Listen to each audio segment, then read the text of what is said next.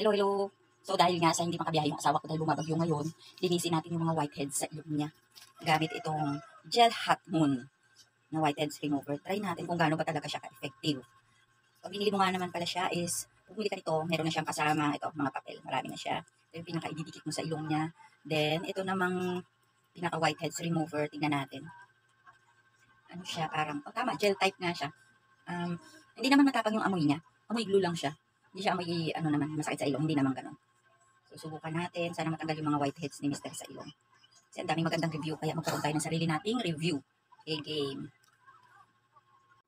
So, muna natin gagawin is lagyan muna natin ng medyo maligamgam na wet tissue yung ilong para ma-open lang yung pores. Then, ilagay na po natin yung product. Ayan, spread natin siya ng maayos hanggang sa ma-spread na lahat. Then, lagyan po natin ng papel, yung pinakapapel niya. Then, wait lang natin yan mga minang 10 minutes hanggang sa matuyo. Pag matuyo na siya, dahan-dahan na natin i-peel off yan. So, ayan na, natatanggal na po yan. Paunti-unti. Ang daming natanggal nito mga mi. Tignan nyo mamaya. So, ayan, malinis na nga yung ilong ni Habi. Maganda yung kahit paano, mag-skincare din siya. So, tignan nyo mga mi, oh, pati yung mga talaga nakalubog. Ayan, kitang-kita na talagang nahihila siya.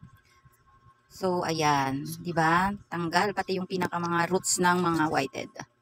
Kaya kung problemado kayo sa mga whiteheads nyo mga mi, ayan, ilagay ko na dyan sa yellow basket para makapag-check out na rin kayo.